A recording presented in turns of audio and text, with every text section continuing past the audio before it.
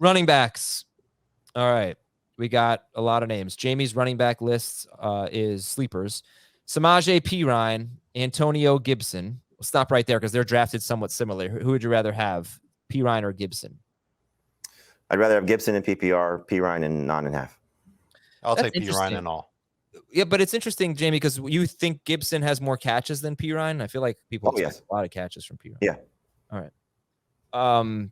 And Jamie, Dave, you'd said Perine, no matter the format. People, it's not just us. I feel like everyone loves Samaje Perine for obvious reasons this year. So it's a good guy to have. We don't know how Javonte is going to do. Sean Payton uses multiple running backs. Perine could be a passing downs guy to begin with. All right. That's the key.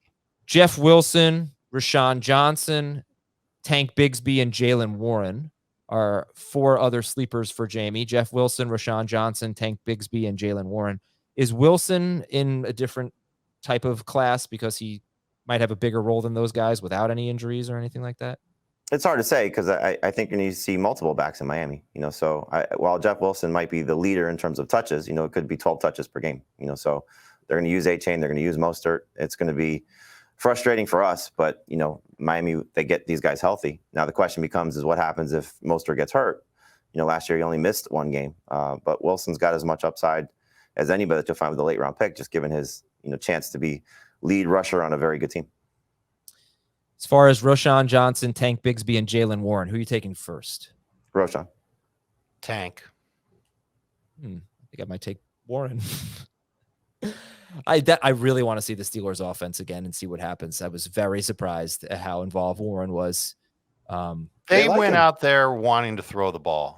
And Warren, which is bad for Najee if that's the case. No, right. So that is bad for Najee. They wanted to see what they could do on one drive with Pickett. So if that's what their offense looks like in the hurry up or the 2-minute drill or something like that, yeah, expect to see Warren. All right. So again, Jamie's sleeper running backs are Perine, Gibson, Jeff Wilson, Rashawn Johnson, Tank Bigsby, and Jalen Warren. Dave's sleeper running backs are 2 of them are a little higher end, I think. AJ Dillon and Khalil Herbert. So should both Dillon and Herbert go ahead of Perine and Gibson? Yes. Oh, yes. Much easier in non-PPR. And Herbert's more of a breakout than a sleeper, but his ADP is lower. Herbert's in a different level.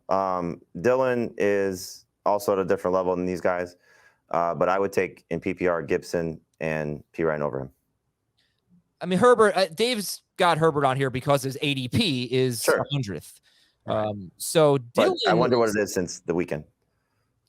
That's a great question. I'll go ahead and look that up on NFC. But Dillon, and if it's higher than 100, then let's just put a pin in that guy until we talk breakouts, because he could be either one too.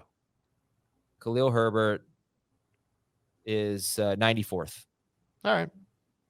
On NFC. So anyway, sorry. In round 8. Let's talk about AJ Dillon.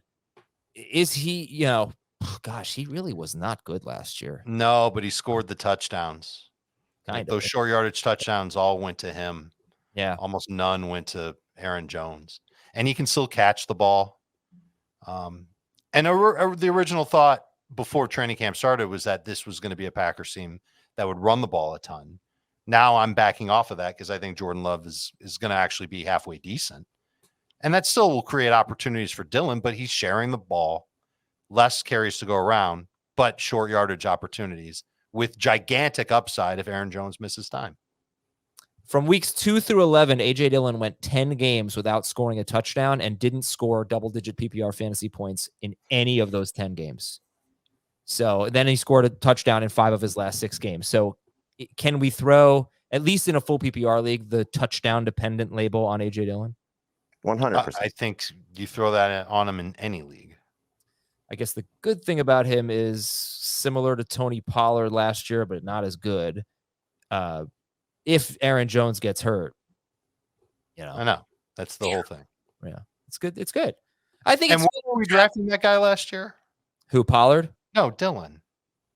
Where were we? It was like a round 4 pick. Yeah, it was terrible. Yeah, it was a big miss. Right. So now you're getting him after 80th overall. What was the ADP on Fantasy Pros? That had to have been after 86. Okay, so not after 100, but you get the point. Mid-round pick. On Fantasy Pros is 94th. Sorry. Were you giving me NFC round ADP pick. in the notes? All right, 94th. Yeah, and I think in general, when you look at Samaje Perine, Antonio Gibson, AJ Dillon, it's not a bad idea to take a running back that has a role, but could have a much bigger role if there's an injury. Does that apply to all three of them? Like if Brian Robinson gets hurt, does Antonio Gibson become a 3-down back? I think he'd be close to it. I think he'd still share, but he'd be the leader and carries every game.